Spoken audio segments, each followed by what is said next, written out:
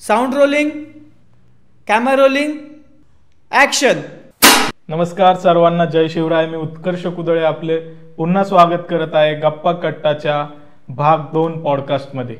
तर आपल्यासोबत नक्कीच आपले पहिले जे गेस्ट होते तेच आहेत आपले आदरणीय दिग्पाल लांजेकर सर. दादा नमस्कार, पुन्हा एकदा स्वागत तुमचं भाग 2 मध्ये. तर आपण पहिला भाग जसं बघितलं तर प्रेक्षकांनी उत्स्फूर्तपणे प्रतिसाद दिलेलाच आहे. आपण घेऊन येतोय आता दुसरा भाग. तर पहिल्या भागामध्ये आपण भरपूरशा काही गोष्टी डिस्कस केल्या, आधीच्या चित्रपटांमधले तुमचे अनुभव, कशी तयारी करतो काय. तर त्याला आधारे पकडूनच माझा एक प्रश्न आहे की आपण ज्यावेळेस ऐतिहासिक चित्रपट शूट करतो तर त्यामध्ये जे सीन आपण डिझाईन करतो तर ते ज्यावेळेस रिक्रिएट करायचे असते की जे आधी घडलं असेल तर ते आता कसं घडलेलं आहे. जर एक्झाम्पल द्यायचं झालं तर बाजीप्रभूंचे जे तुम्ही शेवटचे क्षण दाखवले किंवा सुभेदारमध्ये तानाजी मालुसरे यांचं काही सीन दाखवलेले जे एकदम इमोशनल आहेत, जे ऑडियन्सला कनेक्ट करतात सोबत आणि जे एकदम रिअलिस्टिक की हा हे असंच घडलंय. तर हे शूट करताना तुम्ही ते कसं साधता आणि त्यावेळेस काय अनुभव आलेत का तुम्हाला असे वेगळे? मुळामध्ये काय होतं की कलाकारांना सुद्धा बऱ्याचदा वातावरणाची मदत लागते. म्हणजे आपण बघितलं की चित्रपट निर्माण करताना 300-400 लोक आजूबाजूला वावरत असतात. लाईट बॉयज असतात, स्पॉट बॉयज असतात, तंत्रज्ञ असतात, DOPची टीम असते, मेकअपची टीम उभी असते बाजूला, ते पटकन धावतात, तुमचा मेकअप नीट करतात, कॉस्ट्युमची टीम कार्यरत असते. तर ही सगळी माणसं आजूबाजूला वावरत असतात आणि त्यांना वावरावं लागतं. तुम्ही किती ठरवलं तरी सेटवरती असं काय म्हणू त्याला स्टँड स्टील वातावरण नसतं.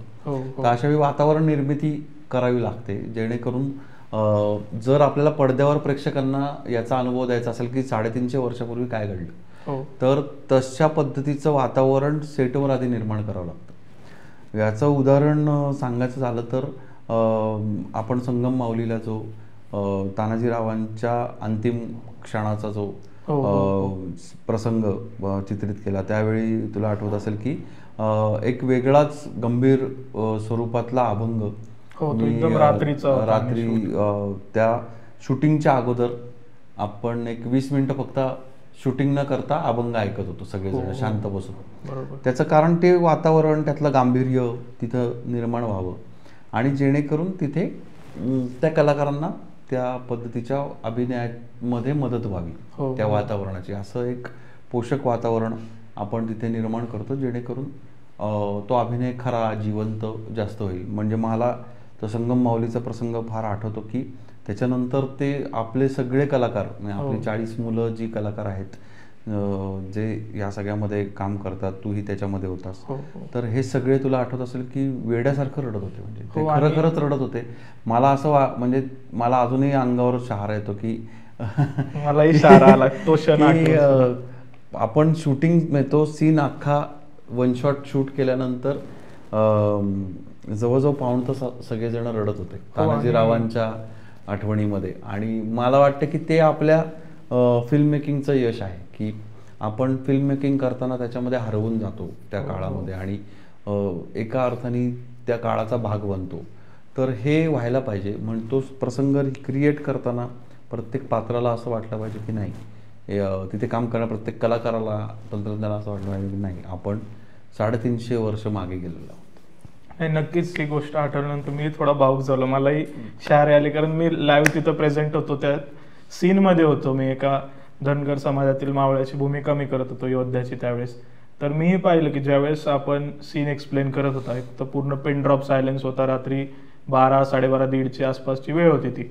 आणि त्यावेळेस ज्यावेळेस तुम्ही नरेशन चालू केलं त्यावेळेस मी पाहिलं की ऑटोमॅटिकली आम्ही त्या व्हिज्युअलायझेशनमध्ये गेलतो सर्व की आत्ता आपण गड जिंकलाय, तानाजीराव आपल्या समोर आहेत आणि आता महाराज येतात आणि शेवटचं जे त्यांचं कॉन्व्हर्सेशन चाललंय एकदम इमोशनल ते सुरू आहे. तर ते इतकं रिअलिस्टिक होतं की त्यावेळेस असंही नाही की कुठं कॅमेरेस लावलेले आहेत किंवा शूटिंग चालू आहे. ते खूप नैसर्गिकरित्या सगळ्यांच्या डोळ्यात पाणी आलं आणि ते आपसूक रडायला आलं.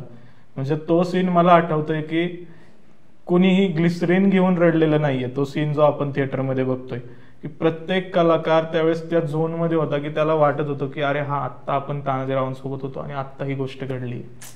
तर ते खूप रिअलिस्टिक होतं. म्हणजे तो माझ्या आयुष्यातील तरी खूप जे जवळचे प्रसंग असतील त्यात तो मी कायम ठेवणार आहे, की तो खूप रिअलिस्टिक. म्हणजे असं वाटलं की आपण 350 वर्ष आधीचा इतिहास आत्ता जगतोय. खूप मोठा तो प्रसंग होता माझ्या आयुष्यातला. नक्कीच ही गोष्ट खूप खरी आहे. हे सर्व मी स्वतः अनुभवलेलं आहे सेटवरती आपल्या. मी सुद्धा त्याचा भाग होतो.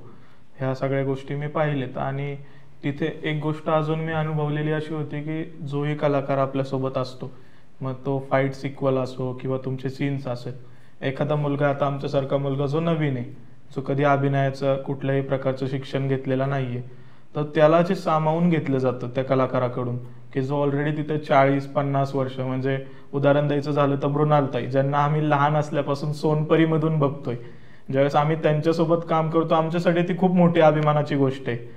पण त्यांच्यासोबत काम करताना असा अनुभव येतो की आपल्याला ते एकदम हाताला धरून, जसं लहान मुलाला आपण चालायला शिकवतो ना, तितके बेसिक डिटेल सोबत सगळं सांगतात. आणि कुठेही असं नाही होत की आपल्यामुळे रिटेक होतोय तर ते इरिटेट झाले, असं नाही.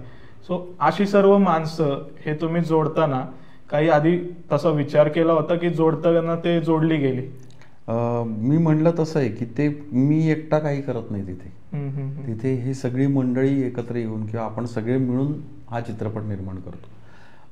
त्यामुळे जे सिनियर कलाकार आहेत, जसं मृणालताई आहेत, अजय पुरकर आहेत, समीर धर्माधिकारी आहेत, तर ही सगळी मंडळी त्या कार्याचं महत्त्व पटल्यामुळे त्याच्यामध्ये सामील झालेली आहेत. त्यामुळे ते पण तुम्ही पाहिलं तर तसं सेलिब्रिटी म्हणून तिथे वावरत नाही. ते कलाकारांपैकी एक म्हणूनच तिथे वावरतात. तुम्ही बघितलं असेल की सेटवरच बसून ते सुद्धा आपल्याबरोबर जेवण घेतात किंवा जाता येता तुमच्या पण गमतीने खांद्यावर थाप मारतात, काय रे काय चाललंय, वैयक्तिक तुमची चौकशी करतात की वैयक्तिक आयुष्यात तू काय करतोयस, तुझ्या व्यवसायात काय चाललंय, तुझ्या नोकरीमध्ये काय चाललंय. असं हे जे कौटुंबिक वातावरण आहे हे सगळं त्या छत्रपती शिवाजी महाराजांची कृपा आहे. मी परत सांगतो की ही सगळी माणसं आपसूक जोडली गेली आहेत, त्यांच्या कृपेमुळे हे गेली आहेत. आता मृणालताई मोठ्या बहिणीसारख्या आहेत.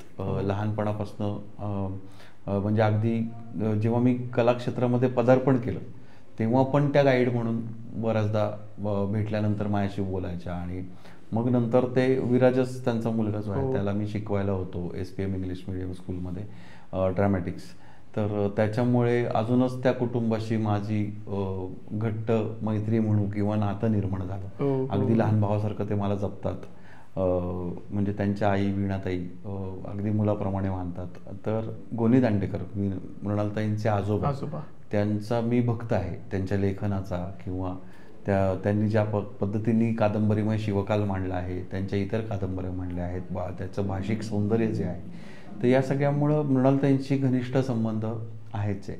पण या सगळ्या प्रवासामध्ये समीर धर्माधिकारींसारखा एवढा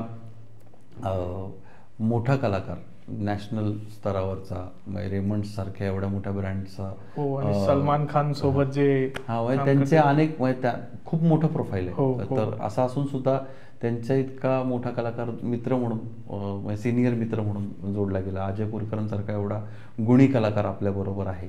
तर हे सगळं महाराजांनी पाठवलेली टीम आहे. म्हणजे आमचे एक सिनियर इतिहासकार मित्र आहेत, आनंद देशपांडे नावाचे, ते कायम असं म्हणतात की दिग्पाल म्हणजे भालजींच्या जत्रेतलं चुकलेलं पोर आहे. आणि त्यांनी सगळ्यांना त्याच्या माध्यमातून ही सगळी भालजींच्या काळातलीच टीम पुन्हा एकदा एकत्र आली असं ते म्हणतात. तर त्यातला गमतीचा भाग सोडून दिला तर कुठेतरी छत्रपती शिवाजी महाराजांचा आशीर्वाद या कार्याला आहे, या सगळ्या लोकांच्या रूपाने, असं मला वाटतं. आणि दुसरा एक मुद्दा आहे की आम्ही बघितलंय तुमच्या आयुष्यात तुमचे जे विविध क्षेत्रामधील विविध गोष्टींमधील गुरु आहेत त्यांचं खूप आढळ आणि खूप महत्त्वाचं स्थान आहे. आणि या सुभेदारच्या वेळेस आम्ही हेही बघितलं की तुम्ही तुमचे जे गुरु आहेत त्यांना तुमच्याकडून जे पॉसिबल होईल तिथे प्रत्येकाला तुम्ही त्यांच्या पेहरावातील जे काही कॅरेक्टर्स असतील किंवा जे पण त्यांचे मोनोलॉग्स आहेत ते डिझाईन केले होते. सो ही थॉट प्रोसेस खूप सुंदर आहे. म्हणजे आजकाल आपण बघतो की एखाद्या व्यक्तीने आपल्याला बोर्ड घेऊन चालायला शिकवलं, ज्यावेळेस तो व्यक्ती यशस्वी होऊन जातो तो नंतर त्याच्या गुरुला विसरून जातो. आणि आजच्या युगात सुद्धा तुम्ही प्रत्येक गुरुला तेवढंच रिस्पेक्टफुली, तेवढंच टचमध्ये आहात. प्रत्येकाचा गायडन्स अजूनही घेता प्रत्येक चित्रपटामध्ये. सो हे जे तुमचं गुरु शिष्याचं नातं आहे त्याच्याबद्दल आम्हाला थोडंसं ऐकायला आवडेल. मुळामध्ये कुठलाही माणूस जो आहे त्याला कुठल्या ना कुठल्या स्वरूपात गुरु मिळतो. आणि म्हणजे कोणाचा आध्यात्मिक गुरु असेल, कोणाचा व्यावसायिक गुरु असेल, कोणाचा शैक्षणिक क्षेत्रातला गुरु असेल, पण तो गुरु मिळतो त्याच्याशिवाय त्याला वाट नाही सापडत, असं माझं स्पष्ट मत आहे. आणि माझ्या सुदैवाने मला खूप क्षेत्रांमध्ये खूप चांगली चांगली माणसं गुरु म्हणून लाभली. म्हणजे हे चित्रपट यशस्वी होण्यामध्ये जसं स्वर्गीय निनाद काका बेडेकर आहेत, ते माझे इतिहासातले मार्गदर्शक गुरु म्हणता येईल. शामराव जोशी आहेत, ज्यांच्याकडे मी आजही आवाजशास्त्र म्हणजे व्हॉइस कल्चर, वाणी संस्कार हे शिकतो. आजही जाऊन गेले 18 वर्ष. त्यांनी मला या क्षेत्रामध्ये विचार कसा करायचा, क्रिएटिव्ह विचार कसा करायचा हे सगळं शिकवलं. दादा पासलकर आहेत, शाहीर दादा पासलकर, त्यांच्याकडनं लोककला मला शिकता आली. सुहास भोळे आहेत, जे ज्यांच्याकडनं मी अगदी लहान असताना 3री-4थीत असताना मी नाटकाचे धडे घेतले. असे अनेक गुरु अनेक क्षेत्रात मला म्हणता येतील. तर ह्या मला एक कल्पना सुचली की या चौघांची वय पाहता आता हे कुठेतरी मला माझ्या चित्रपटात त्यांचा आशीर्वाद हवा आहे. म्हणून मग सुभेदार चित्रपटामध्ये त्या सगळ्यांना मी एकत्र आणलं. त्यांना विविध प्रसंगांमध्ये काही वेळा हट्टाने भाग घ्यायला लावला. म्हणजे खरं सांगायचं तर आता शामराव जोशी असे गुरु आहेत माझे की जे प्रसिद्धी परांगमुख आहेत, त्यांना प्रसिद्धी फार आवडत नाही. तर पण तरीसुद्धा त्यांना हट्टाने मी ती वारकऱ्याची भूमिका करायला लावली की नाही, तुम्ही माझ्या चित्रपटात मला हवे आहात. आणि अशा रीतीने ते जो माणूस गुरुला विसरतो, की ज्या माणसाने जिथे आपल्याला मदत केली आहे, आपल्या समोरचे मार्ग खुंटलेले असताना अचानक दरवाजा उघडून एखादी व्यक्ती म्हणते की या दरवाजात नाही, तुला पुढचा मार्ग सापडेल, ती आपली गुरु असते. तर अशा गुरुला विसरणारी माणसं ही आयुष्यात फार यशस्वी होताना आपल्याला दिसत नाहीत. आणि आशीर्वाद घेतलात तुम्ही तर त्यात बिघडला कुठे, तर तो आशीर्वाद कायम घेत राहावा अशी माझी मानसिकता आहे. माझ्या आईचे संस्कार आहेत त्याच्यामध्ये. माझी पहिली गुरु प्रत्येकाची आईच असते, तर माझ्या आईचे खूप महत्त्वाचे संस्कार आहेत, त्याच्यामुळे मी हे सगळं करू शकतो. नक्कीच हा खूप महत्त्वाचा मुद्दा होता, जो आपल्या प्रेक्षक वर्ग जो आहे तो एकदम लहान वयोगटापासून ते पूर्ण दीर्घ वयोगटापर्यंत आहेत. तर त्यांच्यासाठी हा खूपच महत्त्वाचा संदेश आहे असं मला वाटतंय की आई, जसं तुम्ही बोलला, खूप महत्त्वाची असते. तर माझ्या आयुष्यात पण माझी आई माझी पहिली गुरु आहे. ती स्वतः शिक्षक आहे. तर ज्यावेळेस सुभेदार आपला रिलीज झाला तर माझी आई शाळेमध्ये इतिहासाचा धडा शिकवत होती 4थीचा मुलांना. तर त्यावेळेस नेमकं कोइन्सिडेंटली तोच धडा आला, गड आला पण सिंह गेला तो आला. तर तिने जस्ट चालू केलं शिकवायला, तर मुलांचे आवाज आले की मॅडम आम्हाला तुम्ही आता सांगू नका, आम्ही तुम्हाला सांगतो काय झालंय, आम्ही सुभेदार चित्रपट बघितलाय. आणि उत्स्फूर्तपणे त्या 10-12 वर्षाच्या मुलांनी पूर्ण स्टोरी सांगितली की असं झालंय, आपल्या लोकांवर एवढा अन्याय होत होता, आपल्या मावळ्यांनी अशी मैत्री जपली, एकजुटीने असा लढा दिला, एवढं डेडिकेशन. आणि तर ती सुद्धा भरून आली होती की आपण आता शिकवायला लागत नाहीये, आजच्या पिढीला चित्रपटामुळे इन डेप्थ नॉलेज यायला लागलंय, जे पुस्तकांमध्ये पण आपण देत नाही आजकाल शाळेंमध्ये. सो ही खूप मोठी अचिव्हमेंट आहे असं मला वाटतं तुमच्या रूपाने. म्हणजे महाराष्ट्राचा इतिहास पुढे नेण्यासाठी जसं की महाराजांनीच एक स्वतःचा मावळा पाठवलाय असं आम्हाला वैयक्तिक वाटतं. आणि पुढे जोडून एक प्रश्न आहे की जसं आपण बघतो की ऐतिहासिक चित्रपटांमध्ये वेगवेगळ्या प्रकारचे तुम्ही स्टंट्स वगैरे जे डिझाईन करता, तर त्यामध्ये प्रत्येक चित्रपटाचं एक वेगळं वैशिष्ट्य आहे जे केलेलं आहे तुम्ही. तर सुभेदारमध्ये पार्कोर टाईपचं जे काही आपण दाखवलं तर ते खूप कमी लोकांना माहिती आहे. आणि मराठीमध्ये तर मला असं वाटतं आपण प्रथम असाल की ज्यांनी पार्कोर हे गोष्ट इंट्रोड्यूस केली आहे. तर तुम्ही त्याबद्दल थोडं आमच्या प्रेक्षकांना सांगू शकता का? मुळामध्ये काय आहे की अनेक प्रकारचे क्रीडा प्रकार हे आपल्याकडनं सुरू झालेत. तर दुर्दैवाने आपल्याला त्याची माहिती नसते. मी जेव्हा सुरुवातीला फिल्म मेकिंगचा अभ्यास करत होतो तेव्हा डिस्ट्रिक्ट 13 नावाचा एक पिक्चर बघितला. तर तो चित्रपट त्या अभिनेत्यांनी फक्त पार्कोर ही जी हा जो क्रीडा प्रकार आहे, फ्री रनिंग स्टाईल त्याला म्हणतात, तर पार्कोर प्रमोट करण्यासाठी त्याने तो चित्रपट अख्खा बनवला. तर आपल्याकडे मी हा विचार करत होतो जेव्हा मी तो चित्रपट पाहत होतो की आपले मावळे दऱ्याखोऱ्यातनं असेच धावत असतील, फ्री रनिंगच करायला लागेल. मध्ये डोंगर येतील, दऱ्या येतील, मध्ये ओढे येतील, नाले येतील, जंगलं येतील, त्याच्या फांद्या झाडांच्या येतील, त्या सगळ्यामधनं फ्री रनिंगच करावं लागणार असेल. आणि यातनं ते मावळे खूप तरबेज होते या सगळ्यातनं वावरण्यासाठी. तर त्यांची जी फ्री रनिंग स्टाईल आहे ती पहिल्यांदा सुभेदारमध्ये आणायचं मी ठरवलं. बहिर्जी नाईक आणि उदयभान राठोड यांचा जो पाठलागाचा सीन आहे त्याच्यामध्ये मी तो पार्कोरचा सीन सगळा आणला. दीपक म्हणून एक आपल्या पुण्यामधला खूप छान मुलगा आहे, ज्यांनी त्याचा एक क्लब सुरू केला फ्री रनिंगचा आणि किंवा पार्कोरचा प्रमोट करण्यासाठी. तर त्यांनी आपल्याला खूप मदत केली त्या सगळ्या स्टंटमध्ये आणि त्याच्या मार्गदर्शनाखाली खूप छान गोष्टी त्याच्यामध्ये सादर करता आल्या आणि मुळामध्ये हे सगळं आपल्याकडे होतं. हे आपण विसरत गेलो मधल्या पारतंत्र्याच्या काळात. हे कुठेतरी आता आपल्या कला प्रकारातनं प्रमोट झालं पाहिजे असं माझं त्याच्यामध्ये मानसिकता होती. एक गंमत सांगतो त्याच्यामध्ये. जेव्हा मी तो स्टंट करत होतो तेव्हा मी घाबरत होतो. पण त्या बांबूवरती मी जवळजवळ 20 फुटावर होतो, बघितलं असेल तर मी पाय ठेवायला घाबरत होतो त्याच्यावर, म्हणजे की माझ्या वजनाने बांबू मोडेल का काय असं. तर त्यांनी ना खूप एक सुंदर गोष्ट सांगितली जी मला आयुष्यात पण उपयोगी पडेल असं वाटतं. कधी कधी आपण ह्याच्यात फसतो, पण तरी सुद्धा तो म्हणला की सर विश्वास ठेवा, तो बांबू तुम्हाला पाडणार नाही, मग तो तुटणार नाही. आणि मग मी सहजपणे बघितलं असतो की मी सहजपणे करून मी वरती गेलो वगैरे. तर हे जे मिळतं ना छोट्या छोट्या गोष्टींमधनं आयुष्याचं जगण्याचं ज्ञान, पण हे पण सिनेमा तुम्हाला शिकवत असतो. नक्कीच नक्कीच. आणि ही गोष्ट खूपच जास्त प्रेरणादायी आमच्यासारख्या तरुणांना सुद्धा, की प्रत्येक गोष्टीमध्ये ज्यावेळेस तुम्ही जाता कुठल्याही क्षेत्रात तर त्यात आधी विश्वास ठेवा, तुम्हाला नक्कीच त्यामध्ये यश येईल तुमचा प्रयत्न करत राहिले की. आणि ही गोष्ट खूप वेगळी होती, म्हणजे आम्हालाही सेटवरती गेल्यावरती आमच्यासाठी ते सरप्राईज होतं की असं काहीतरी होणार आहे. इतके दिवस त्या सेटला आम्ही बघत होतो, आम्हाला माहित नव्हतं की ह्या सगळ्या गोष्टी कशासाठी आहेत. ते अचानक आम्हालाही दिसलं. आणि मलाही स्टंट करताना मला तर आम्ही इमॅजिनेशन मध्येच नव्हतं की दादा आपल्या असं काहीतरी करतील म्हणून. कारण बाकीच्यांचे शूट होत होते, प्रत्येक जण आर्टिस्ट त्याचे जे स्टंट्स आहेत, फाईट्स आहेत ते करत होता. पण तुमचं असं आम्ही प्रॅक्टिस मध्ये बघितलं नव्हतं की दादा असं काहीतरी, दादा एवढे फ्लेक्झिबल आहेत. गमतीचा भाग वेगळा, पण नक्कीच तुमचे चपळता जी आहे ती त्यावेळेस दिसली आम्हाला, किती तुम्ही फुर्तीने त्या गोष्टी करत होता. कारण तुम्ही स्वतःही शिक्षण घेतलेलं आहे युद्ध कौशल्याचं, ते दिसून येत होतं. आणि जसं आपली चर्चा झालेली की तुम्ही ऑलरेडी एक ऍथलीट म्हणून सुद्धा होता आधी, सो ते सर्व त्यामध्ये दिसतच होते तुमचे कौशल्य.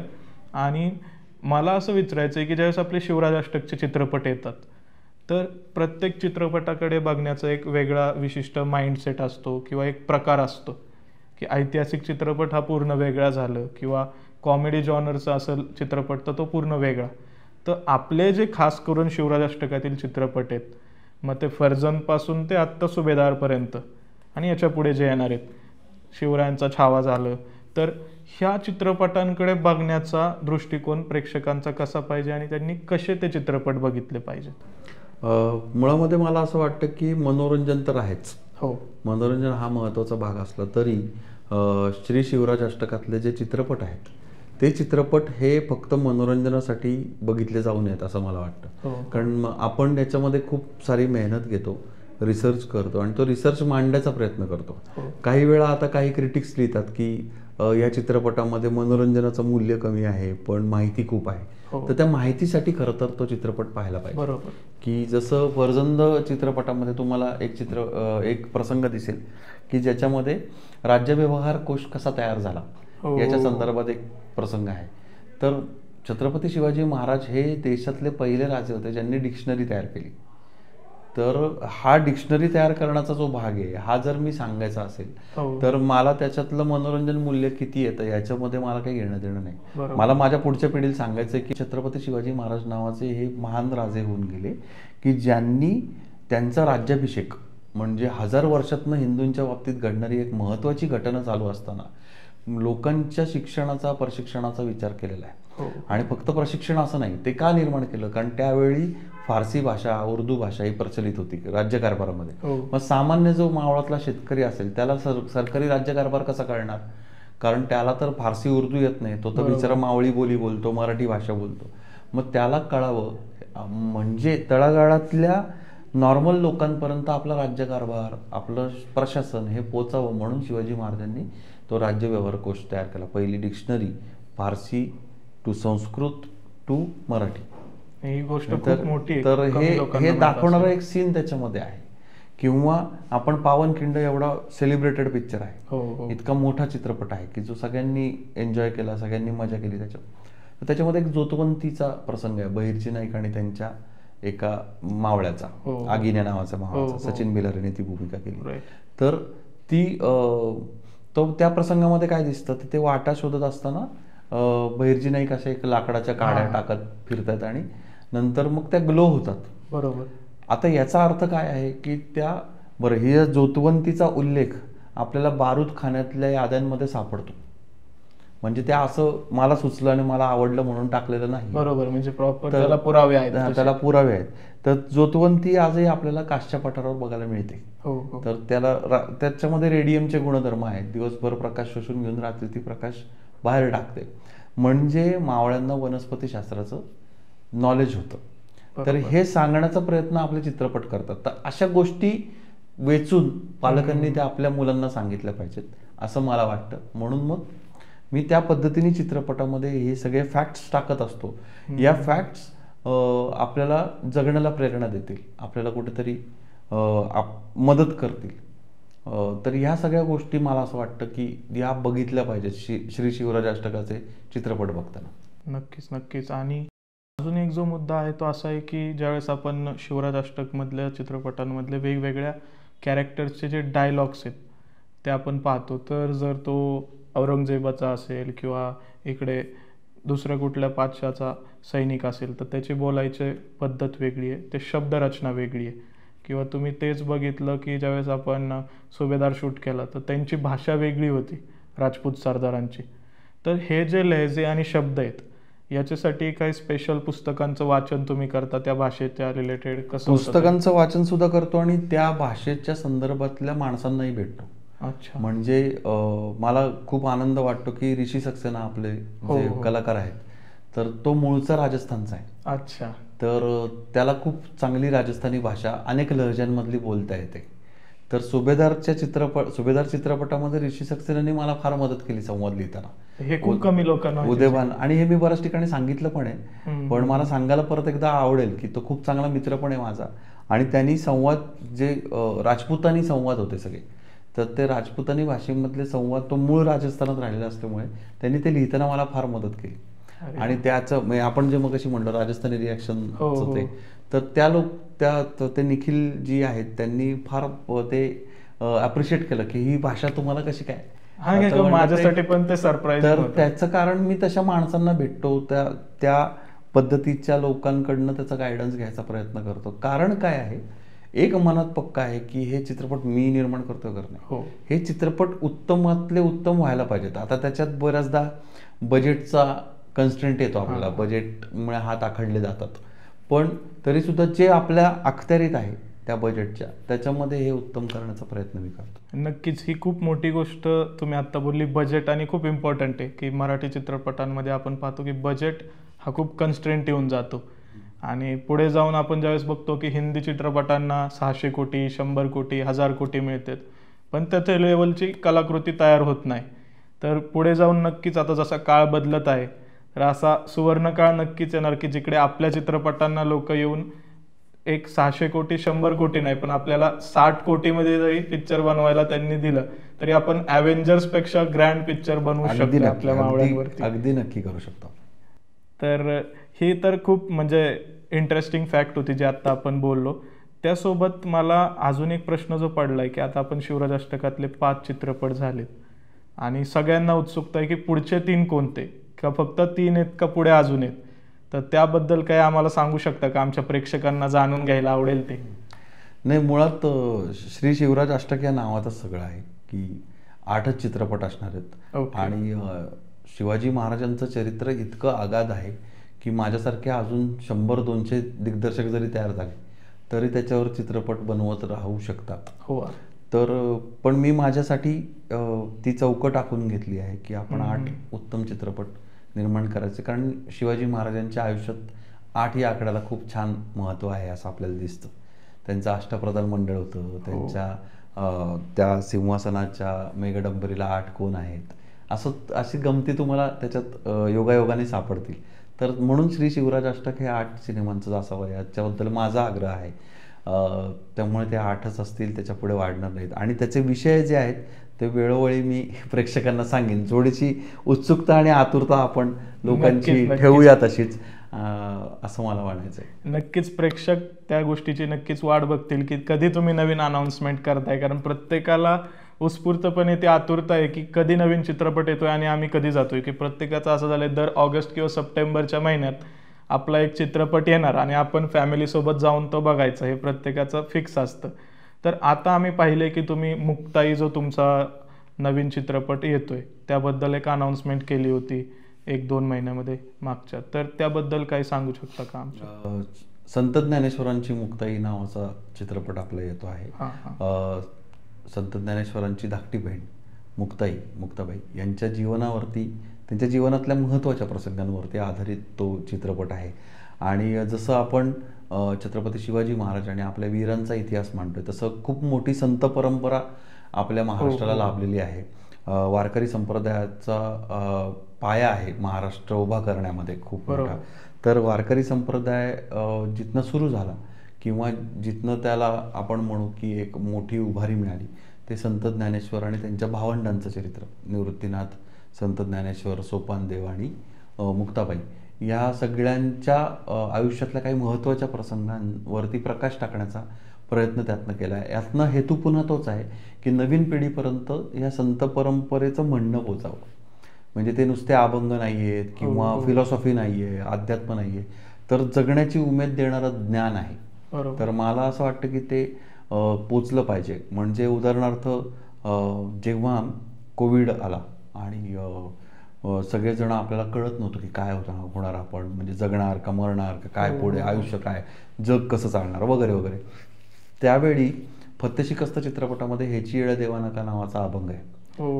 तो जगद्गुरू संत श्रेष्ठ तुकाराम महाराजांचा अभंग आहे आणि तर अवधूत गांधींच्या आवाजात तो आहे. आणि तर त्याचे अवधूतला आणि मला फोन येऊ लागले की तो अभंग ऐकला आम्ही जिवंत राहिलो. म्हणजे सुरक्षा कर्मचारी, मेडिकलमधले डॉक्टर्स आणि अन्य कर्मचारी, पोलीस यांचे फोन यायचे की सर तुमचा तो अभंग ऐकला म्हणून मी आज आत्महत्या नाही केली, नाही तर मी फ्रस्ट्रेट झालो होतो.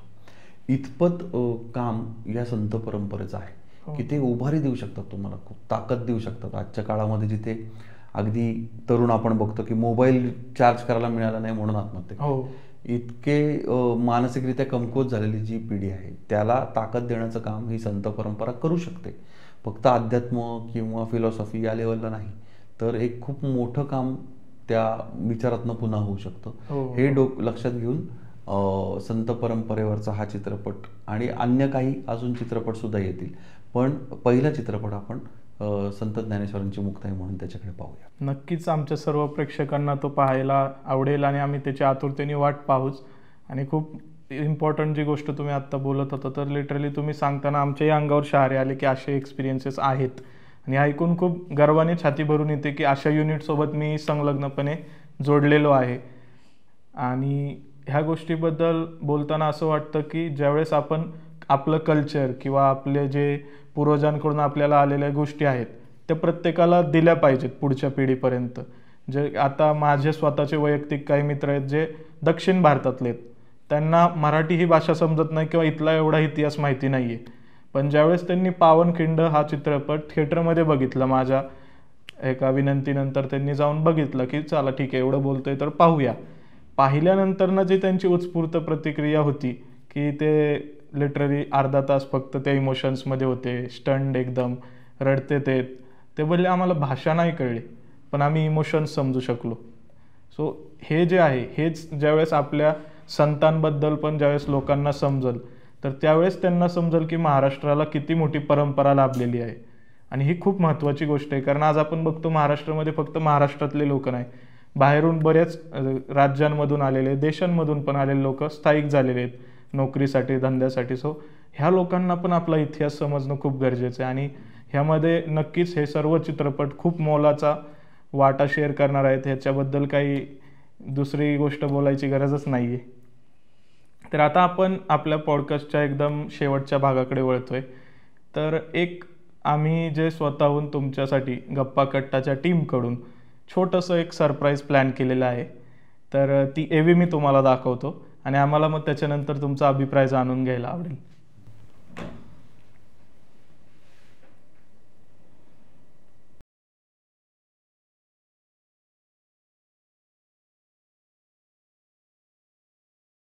कौतुक करू तेवढं ते कमीच आहे.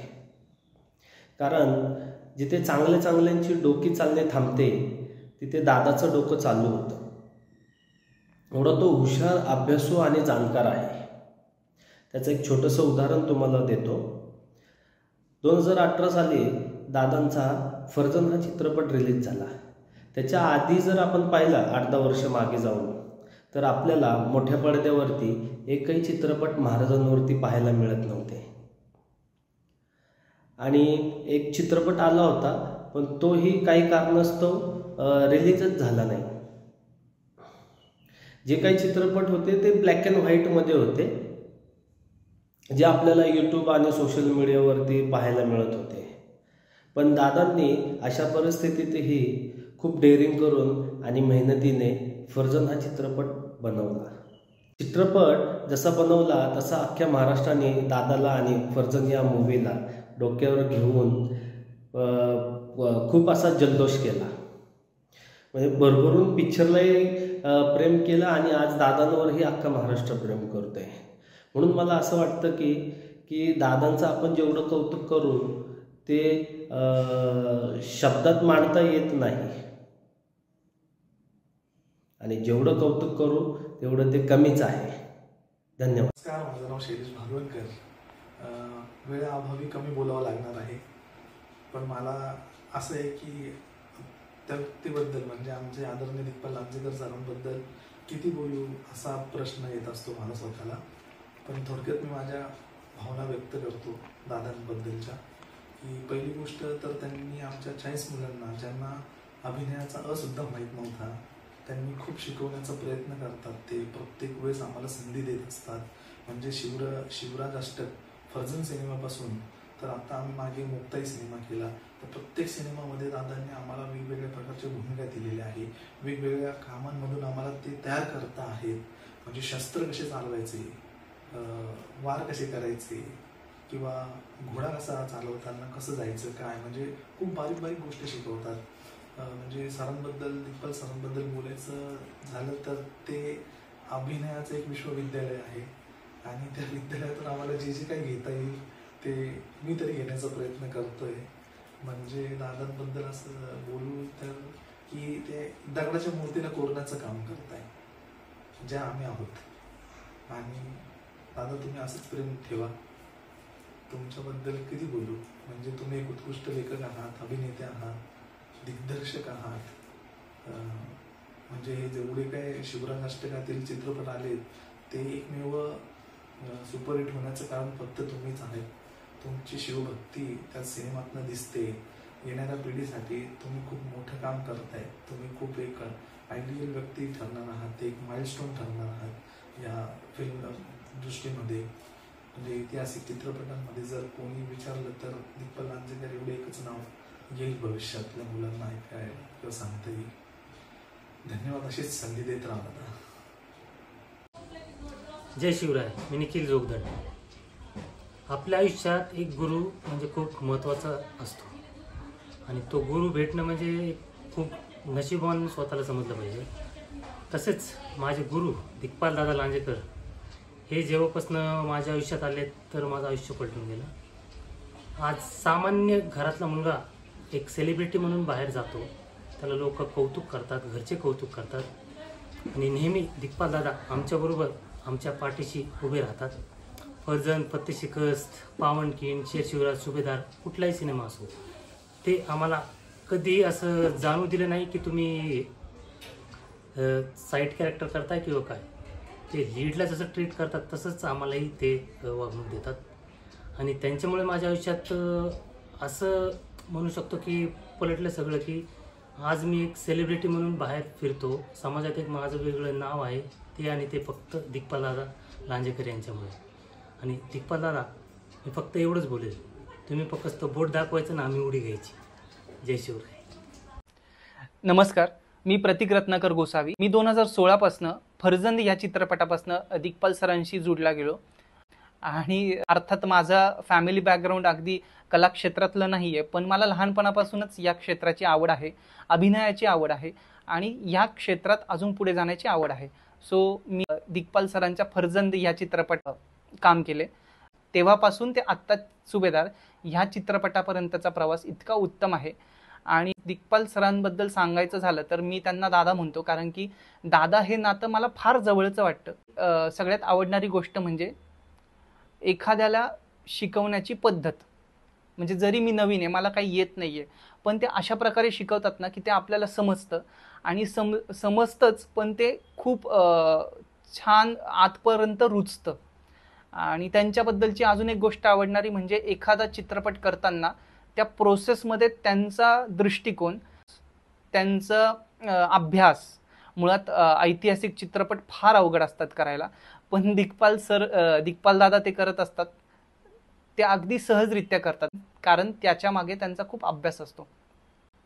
अजून गोष्ट सांगायची झाली म्हणजे दिग्पाल सर प्रत्येक गोष्टीचं इतकं सुंदररित्या डिटेलिंग करतात, त्यामुळे तो प्रोजेक्ट करताना खूप रिसर्च आणि खूप पुस्तक वाचन आणि खूप लिखाण हे सगळं इतकं डिटेलमध्ये असतं, त्याच्यामुळे त्या प्रोजेक्टला एक वेगळंच वेटेज येतं. आणि त्यामुळे आपल्याला जेव्हा तो चित्रपट स्क्रीनवर दिसतो तो परिपूर्ण भरलेला असतो भावनांनी, शब्दांनी, व्हिजननी, आणि तो भावतो आपल्याला. त्यामुळे मला दिग्पाल दादांचं लिखाणही आवडतं, दिग्दर्शनही आवडतं, आणि स्वतः दिग्पाल दादा कलाकार म्हणून उत्तम आहेतच. दुसरी गोष्ट अशी की गुरु म्हणून ते उत्तम आहेतच, कारण की खूप बारीक बारीक गोष्टी त्यांच्याकडनं शिकायला मिळत आहेत. मी असं म्हणेन की मी एकदम एक मातीचा गोळा आलो तेव्हा. आत्ता थोडा काहीतरी घडत चाललोय, आणि त्यांचीच कृपा आहे अर्थात. की गुरु तेथे ज्ञान, ज्ञानी आत्मदर्शन, दर्शनी समाधान आधी जैसे. जिथे गुरु असतो तिथे ज्ञान हे प्राप्त होतंच, आणि उत्तम गुरु असेल तर उत्तम ज्ञान आपल्याला प्राप्त होतं. ते आपल्यासाठी खूप मोलाचं असतं, कारण की त्याच ज्ञानाच्या आधारे आपण जीवन जगत असतो. मला फारच छान वाटतं की मी दिग्पाल दादांबरोबर काम करतोय आणि पुढेही करत राहील. त्यांच्याबरोबर राहणं म्हणजे एक सुंदर पॉझिटिव्ह वाईब्स असण्यासारखं आहे. सो मला आवडतं आणि वाटतं मला. धन्यवाद. रामकृष्ण हरी, जय शिवराय. मराठी चित्रपटसृष्टीला उच्च स्थानावर नेणारे आपल्या सर्वांचेच नव्हे तर अवघ्या महाराष्ट्राचे लाडके लेखक, दिग्दर्शक आणि अभिनेते माननीय दिग्पाल दादा लांजेकर. दादांबद्दल बोलायचं झालंच तर दादांनी जे शिवराज अष्टक हे चित्रपट मालिकेचे जे शिवधनुष्य पेललंय ते खरोखरच सर्वांसाठी प्रेरणादायी आहे. आणि त्यातच आमच्यासारख्या म्हणजेच फक्त अभिनयाची आवड असणाऱ्या तरुणांना दादांनी आपल्या टीममध्ये सामावून घेतलं, सांभाळून घेतलं. आम्हाला सर्वांना ते अभिनयाचे धडे देत आहेत, आणि हे धडे फक्त अभिनय क्षेत्रातच नाही तर आम्ही आमच्या दैनंदिन जीवनामध्ये याचा पुरेपूर वापर करून घेतोय, पुरेपूर उपयोग करून घेतोय. आणि म्हणजे जसं कुंभार एका कच्च्या मातीला चांगल्या पक्क्या भांड्यामध्ये त्याचं रूपांतर करतो, तसंच दादा आमच्या जीवनाचं चांगल्या पक्क्या भांड्यामध्ये रूपांतर करतायत. आणि दादांनी शिवरायांचे मावळे ही ओळख आमची महाराष्ट्रभर करून दिली. खरं तर दादा, आम्ही शिवरायांचे मावळे म्हणण्याची आमची लायकी नाही, परंतु तुम्ही दिलेल्या मार्गावर नक्कीच आम्ही चालण्याचा प्रयत्न करू. आणि असेच तुम्ही अनेक मोठे मोठे चित्रपट अवघ्या विश्वाला तुम्ही द्यावेत आणि अनेक मोठे विक्रम करावेत, हीच आई तुळजाभवानी चरणी प्रार्थना आणि छत्रपती श्री शिवाजी महाराजांचरणी प्रार्थना. धन्यवाद. दिग्पाल सर, रामकृष्ण हरी, जय शिवराय. दिग्पाल सरांबद्दल काय आणि किती बोलू असं झालंय. लेखक, दिग्दर्शक, निर्माते, अभिनेते म्हणून ते सर्वोत्तम आहेतच, पण माणूस म्हणून सगळ्यात भारी आहेत. दिग्पाल सरांसोबत असल्यावर मी शांतपणे त्यांना ऑब्झर्व करत असतो आणि त्यांच्यातलं माणूस पण टिपण्याचा प्रयत्न करत असतो. माणूस म्हणून किती प्रगल्भ होता येईल याचा विचार सातत्याने माझ्या डोक्यात असतो. दिग्पाल सर आयुष्यात आल्यानंतर अभिनेता म्हणून आणि एक माणूस म्हणून माझ्या आयुष्यामध्ये आमूलाग्र बदल घडलेत, आणि त्याचं सगळं क्रेडिट दिग्पाल सरांना आहे. अशा माझ्या गुरूंना, दिग्पाल सरांना शतशः प्रणाम. तर मला कधीच वाटलं नव्हतं की मी मराठी चित्रपट करणार, आणि सध्या खरं सांगू तर मी फक्त मराठी चित्रपटच करतोय, आणि याचं श्रेय दिग्पालला जातो. कारण असं एक टाइम होता जेव्हा मला कळत नव्हतं की मी काय करू करिअर वाईज, आणि तेव्हा दिग्पालनी मला फत्तेशिकच ऑफर केलं होतं. त्याच्यामुळे मला एक नवीन दिशा मिळाली, एक नवीन प्रवास सुरू झाला. तर दिग्पाल, याचा श्रेय तुला जातो. Thank you so so so much. तू कमाल दिग्दर्शक आहे. तू फक्त तुझं काम करत राहा. The sky is made for you, I am telling you. और अपन साथ में जल्दी मिलके कुछ कमाल का क्रिएट करते हैं. वा, फार उद्योग केलास तू. छोटासा एक प्रयत्न केला तुम्हाला सरप्राईज द्यायचा. तर कोण आहे ती मुलं आणि काय तुमच्या भावना त्यांच्याबद्दल? मुळामध्ये अभिजित श्वेतचंद्र आणि ऋषी सक्सेनाला तर आता संपूर्ण महाराष्ट्र खरं तर माझ्यापेक्षा जास्त ओळखतो. कारण ते उत्तम अभिनेते आहेत आणि विविध माध्यमातून ते लोकांच्या समोर सातत्याने येत असतात. आणि त्यांनीही खूप कमाल वेगवेगळ्या वेळी मला मदत केलेली आहे श्री शिवराज अष्टक साकारताना. आणि बाकीच्या या सगळ्या मुलांबद्दल महत्त्वाचं सांगायचं म्हणजे ही सगळी मुलं फर्जंदच्या पासून मला भेटत गेली. मी त्यांना आपली अख्खी टीम मावळे म्हणून ओळखतो. म्हणजे तुमची जी व्हॅनिटी असते तुम्हाला माहिती आहे, त्याच्या बाहेर मावळे असा बोर्ड असतो. तर छत्रपती शिवाजी महाराजांनी पाठवल्यासारखी ही सगळी मुलं आहेत. म्हणजे तू स्वतः सॉफ्टवेअर इंजिनियर आहेस पासून ते अगदी आपला एक मित्र जो आहे तो मार्केट यार्डमध्ये सुरुवातीला हमाली करत होता. तर या इतक्या वाईड रेंजमधली विविध स्तरामधनं फक्त छत्रपती शिवाजी महाराजांचं नाव ऐकून गोळा झालेली ही सगळी मुलं आहेत. ही सगळी मुलं वर्षभर त्यांचा व्यवसाय, नोकरी हे सगळं सांभाळतात. आणि जेव्हा मी चित्रपट बनवण्यासाठी त्यांना हाक मारतो तेव्हा 2 महिन्याची सुट्टी टाकून ते सगळे या कामामध्ये सामील होतात. ते दररोज तालमीला उपस्थित राहतात. 1.5-2 महिन्याची आपली तालीम असते.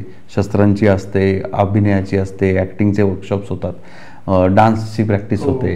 हे सगळं करणारी ही मुलं आहेत. म्हणजे खरं सांगायचं तर मी किंवा इतर कलाकार यांच्यापेक्षाही जास्त यांचं श्रेय आहे की हे त्या पद्धतीने तिथे सामील होतात. बरं, एवढे 40 जण सामील झाल्यानंतर त्या 40 जणांमध्ये प्रचंड शिस्त बघायला मिळते की कुठल्याही प्रकारे गदारोळ झाला आहे, मग आम्ही आता 5 सिनेमे केलेत, आम्हाला अमुक येतं तमुक येतं, असं कुठल्याही अभिनिवेश न बाळगता केवळ शिवरायांसाठी ही 40 मुलं रात्रंदिवस उभे असतात. म्हणजे मला कित्येक ज्या तंत्रज्ञांनी, बब्बू खन्ना आपले फाईट मास्टर, तर त्यांनी जेव्हा काम केलं यांच्यावर तेव्हा ते मला असं म्हणलं की दिग्पाल, तेरी सबसे बडी स्ट्रेंथ ही लडके आहे. म्हणजे माझी सगळ्यात मोठी ताकद खरंच सांगतो हे मावळे आहेत की ज्यांच्या जीवावरती, म्हणजे ते जरी आत्ता असं म्हणत असतील की दादांनी आम्हाला दिशा दिली, अमुक दिलं तमुक दिलं, तर दिशा आपल्या सगळ्यांना देणारे छत्रपती शिवाजी महाराजच आहेत. म्हणजे मला कुठनं तरी प्रेरणा झाली की अशा प्रकारे मुलांना एकत्र करून जर आपण निर्मिती केली, जे शिवभक्त आहेत मुळात, तर ते चांगल्या पद्धतीने अभिनय करतील. त्यांना अभिनयातल्या काही तांत्रिक बाजू समजवायला लागतील, शिकवायला लागतील, त्या शिकवू, त्याचे वर्कशॉप घेऊ. पण मग ही मुलं अक्षरशः जीवाला जीव देतात. म्हणजे असं नाही की फक्त अभिनयात ते उभे असतात, ते प्रोडक्शनला मदत करतात. सेटवर जर काही 1-2 वेळा असे प्रसंग उद्भवलेत की अपघात होऊ शकला असता, ते या मुलांमुळे वाचलेले आहेत. काही वेळा जिथे प्रोडक्शन अडतं त्यावेळी ही सगळी मुलं उभी राहतात. म्हणजे निखिल लांजेकर माझा धाकटा भाऊ, हा तर जीव की प्राणी या सगळ्यांचा, पण तिथे ते सगळं थांबत नाही. आता केतकी गद्रे आपले प्रोडक्शन मॅनेजर आहेत, तर त्या केतकीताईला पण सगळेजण तितक्याच ह्यांनी मदत करतात. आपल्या या सगळ्या टीमचं सगळ्यात महत्त्वाचं म्हणजे शिवाजी महाराजांचं तत्त्व ते फार अतिशय छान पाळतात. त्यामुळे त्या युनिटमध्ये काम करायला येणाऱ्या कुठल्याही महिला सहकार्याला, मग ती कलाकार असो किंवा तंत्रज्ञ असो किंवा कोणी असो, आपले तर 2-2 DOP महिला होत्या.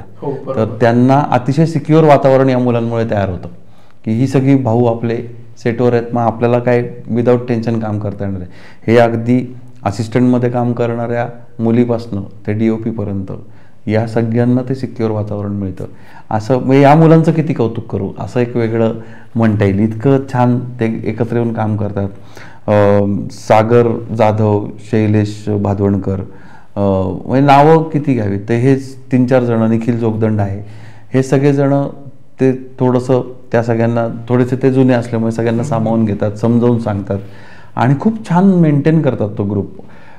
खरं तर अवघड आहे कारण 2016 पहिल्यांदा शूटिंग झालंय फर्जंदचं, तिथपासून आज आपण 2024 बसलोय. 8 वर्ष एखादा 40 जणांचा ग्रुप टिकणं ही खूप मोठी गोष्ट आहे. आणि याचं टिकण्याचं एकमेव कारण आहे छत्रपती शिवाजी महाराजांवरची भक्ती. तर अशी ती मुलं आहेत सगळी. तो एक केंद्रबिंदू असल्यामुळे सगळे एकमेकांना जोडलेले आहेत आणि तितकेच स्ट्रॉंगली आहेत. अजूनही ती फॅमिली तेवढी स्ट्रॉंग आहे. त्यांचाही तुमच्यावरती तितकाच जीव आणि प्रेम आहे जेवढं तुमचं त्यांच्यावरती आहे. सो ते एक वेगळं नातं मी स्वतः अनुभवलेलं आहे आणि अजूनही अनुभवतो त्यांच्यासोबत काम करत असताना. सो एक छोटंसं सरप्राईज आम्ही ते तुमच्यासाठी ठेवलेलं आहे की काय त्यांना वाटते तुम्हाला समजल्यानंतर तुमच्या पण काय भावना आहेत प्रेक्षकांना समजावं. कारण ही जी मुलं आहेत ही खूप कमी लोकांना माहिती आहेत की हे आधीपासून आहेत तुमच्यासोबत.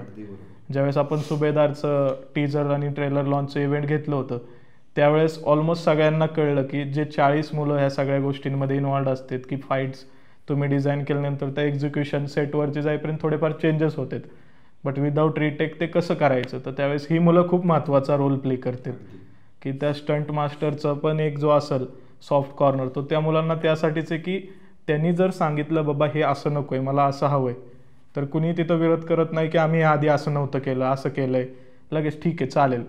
तुम्ही हेही बघितलं आहे मी की तुम्ही कुणाला जर बोलला बाबा इथं पलटी उडी मार तर मुलं विचार नाही करत खाली गादी नाही आहे किंवा काय नाही आहे, जाग्यावरती उडी मारतात आणि त्यांचा तेवढा डोळे झाकून विश्वास तुमच्यावरती आहे.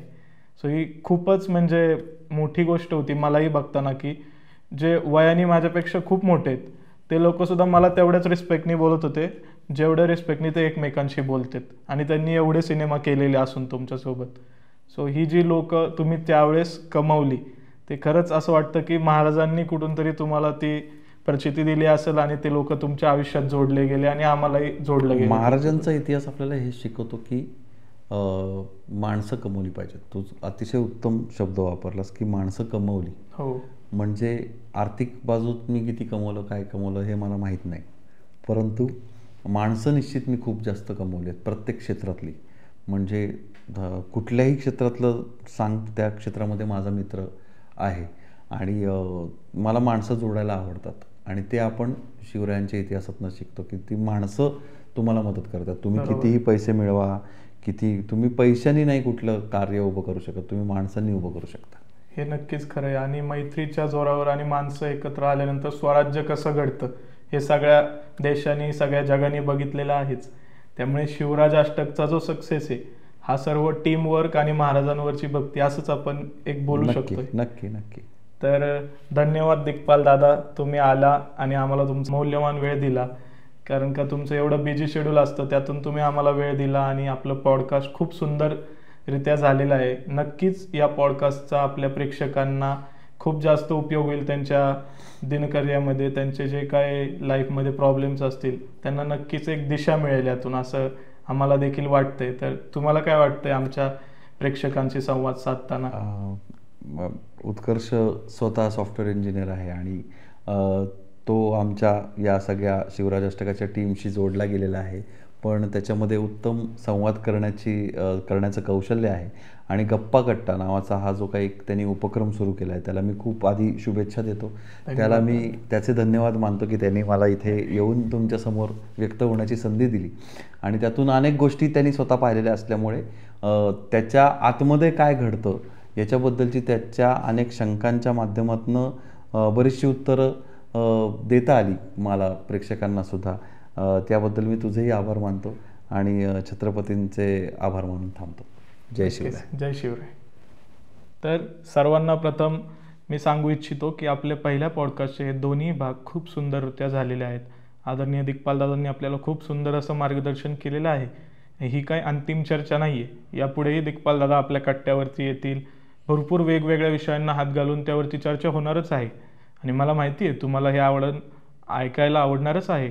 तर नक्कीच आपल्या गप्पा कट्टा या चॅनलला आपल्या सर्व मित्रपरिवारापर्यंत शेअर करा, सबस्क्राईब करा, लाईक करा आणि तुमचे जे काही विषय असतील ज्यावरती तुम्हाला वाटतंय की आपल्या गप्पा कट्ट्यावरती चर्चा व्हावी, कोणता विशेष व्यक्ती असेल त्याला आपण आमंत्रित करावं, नक्कीच आम्हाला कमेंट करून कळवा आणि आम्ही त्याची दखल घेऊच.